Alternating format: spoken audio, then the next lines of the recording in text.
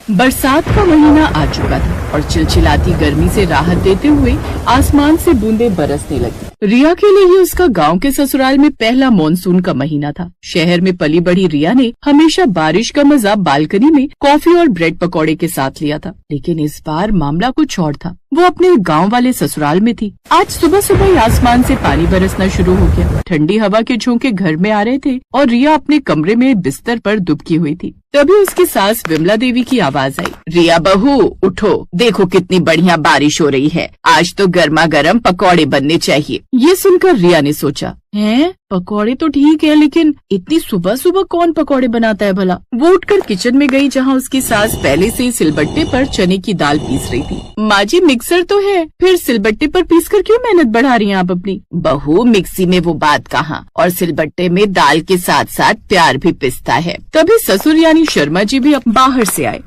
शर्माइन जी, आज तो मन कर रहा है कि पूरी कढ़ाई के पकोड़े मैं ही खा जाऊं। और हाँ, चटनी सिलबट्टे पर ही पीसना, मिक्सर वाली तो बेकार लगती है।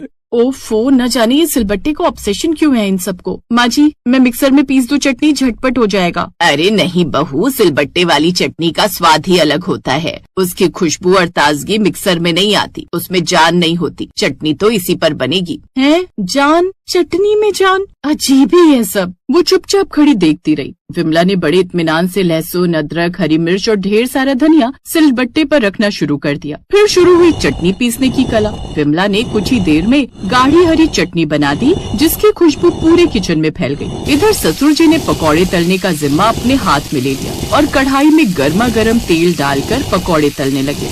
वाह वाह वाह वाह, क्या खुशबू है। रिया बहू खाओ गरम गरम।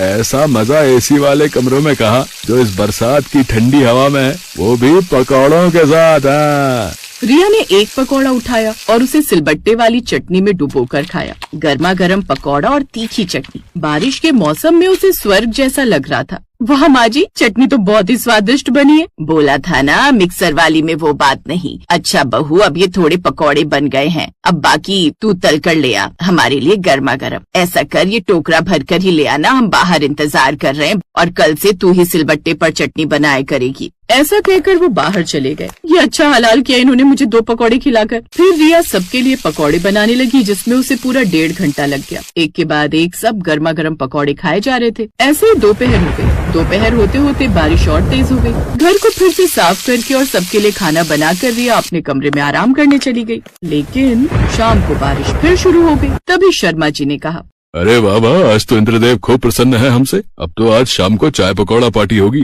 पड़ोसियों को भी बुला लो विमला।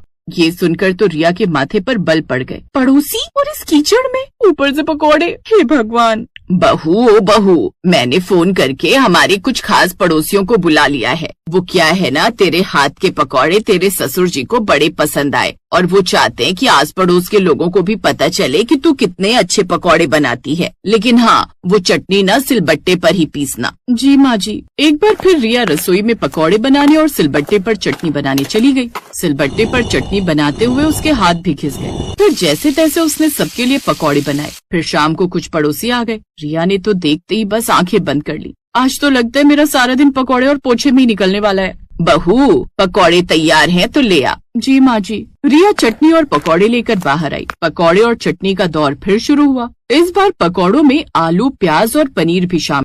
शर्मा जी, आपकी बहू ने क्या पकौड़ा बनाया है। हा, शहर वाली बहू है ना आपकी, तभी इतना बढ़िया बना है। हाँ, तभी तो तुम सबको यहाँ बुलाया है मैंने। खाओ खाओ, बहू और बना देगी।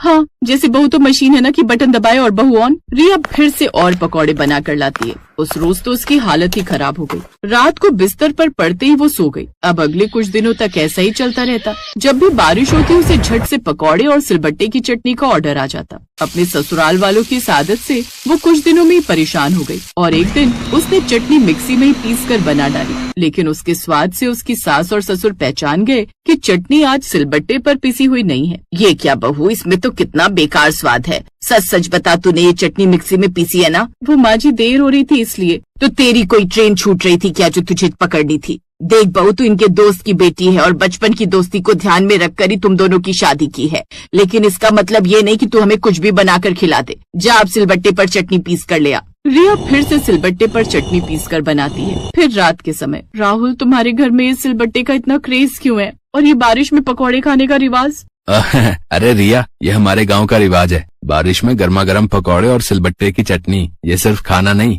ये इमोशन है। और सिलबट्टा, वो तो समझो हमारे परिवार का सदस्य है। हाँ। परिवार का सदस्य? क्यों, तुम्हारी बुआ का नाम सिलबट्टा देवी था क्या? हाँ, वैसे हो भी सकता है। फिर अगले दिन ससुर जी की हालत खराब हो गई, जहाँ डॉक्टर ने बताया कि ज्यादा पकौड़े खाने की वजह से ऐसा हुआ है। अगले 3-4 दिन तक तो जैसे तैसे वो कंट्रोल करते हैं, लेकिन बारिश को देख फिर से उनका पकौड़े खाने का दिल हो जाता है और वो पकौड़े खाने की जिद करने लगते हैं। अभी कुछ दिन पहले ही तो अस्पताल से आए हैं, फिर भी आपको पकौड़े खाने हैं? हाँ, और नहीं मिले ना तो मैं बाजार से खाने चला जाऊंगा। हाँ। रामलाल की जिद के आगे सब चुप हो गए। तब रिया को एक आइडिया आया। उसने कुछ नया ट्राई किया। उसने अपने फोन पर हेल्दी पकौड़ा रेसिपी सर्च की, जिसमें उसे ओट्स पकौड़ा और स्प्राउट्स पकौड़ा की रेसिपी मिली। उसने अपनी सास से कहा, माँ जी, आज हम कुछ अलग तरह के पकौड़े बनाते हैं, ये हेल्दी भी होते हैं। हेल्दी पकौड़े? पकौड़े तो पकौड़े होते हैं बहू, हेल्दी कैसे हो सकते हैं? आप बस देखते जाइए माँ जी। रिया ने चुपचाप ओट्स और स्प्राउट्स को मिक्सर में पीस रही थी, तब सास किचन में आ गई। बहू, ये मिक्सर में क्या पीस रही हो? आज भी चटनी ही बना रही हो क्या? सिलबट्टा कहाँ है? नहीं माँ जी, मैं ये पकौड़े का बैटर बना रही हूँ। आज ओट्स वाला पकौड़ा बना रही हूँ। ओट्स वाले? ये कौन से पकौड़े होते हैं? आप मुझे 15 मिनट दीजिए, मैं अभी बना कर ले आई। कुछ देर बाद वो पकौड़े लेकर बाहर आई। वे देखने में सामान्य पकौड़ों जैसे ही थे, लेकिन स्वाद में थोड़े अलग। शर्मा जी ने पहला पकौड़ा खाया और उनका चेहरा अजीब सा हो गया। बहू, ये पकौड़ा थोड़ा घास फूस जैसा लग रहा है, इसमें वो कुरकुरापन नहीं है। हाँ बहू। ये सुनकर रिया थोड़ा निराश हो गई। उसने बड़ी मेहनत की थी। तभी राहुल ने कहा, अरे नहीं पापा, ये हेल्दी है ना, कभी कभी हेल्दी भी खा लेना चाहिए। शर्मा जी को भी समझ आ गया कि रिया का दिल दुखा है। फिर उन्होंने कहा, जब बारिश हो रही हो तो सेहत नहीं, स्वाद और दिल की सुनी जाती है, और दिल कह रहा है कि मुझे ये पकौड़े बड़े पसंद आए। आखिर मेरी बहू ने इतने प्यार से मेरी सेहत को ध्यान में रखकर जो बनाए हैं। बहू, और हेल्दी पकौड़े लाओ। आज तो ये सब मैं अकेले ही खा जाऊंगा भाई। हाँ, फिर भले ही सुबह मुझे बाथरूम में 1 घंटा एक्स्ट्रा क्यों ना बैठना पड़े। ये सुनकर सभी मुस्कुरा दिए। बाहर हल्की हल्की बारिश अभी भी हो रही थी और घर में पकौड़े और चटनी की हल्की खुशबू अभी भी तैर रही थी। रिया को लगा कि उसने सिर्फ पकौड़े बनाने नहीं सीखे थे, बल्कि उसने एक नए घर और एक नए परिवार को पूरी तरह से अपना लिया था।